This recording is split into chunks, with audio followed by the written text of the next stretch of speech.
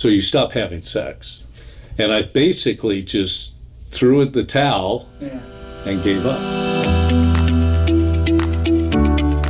I first noticed having performance challenges in my mid to late 40s. Started off with over-the-counter supplements. Those seemed to work for a few years, and then I finally had to ask my doctor for a prescription, generic Viagra, and that worked good. We started at the low dosage, and then as I got older, I was upping the dosage to the max.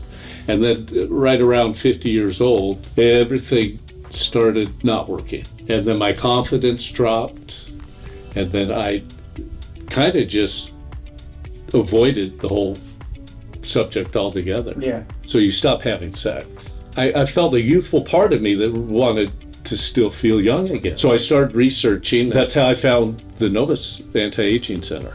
So I did come in for my initial treatment. Everybody was fantastic. They explained everything. I felt very comfortable. A few weeks after, I just noticed, even during the day, more fullness, a more youthful fullness. About 3.5 months into it is when everything really turned for the better. For the first time in about 8 years, I was able to perform without any medications at all. Just like you used to get when you were in college, a youthful spry to you.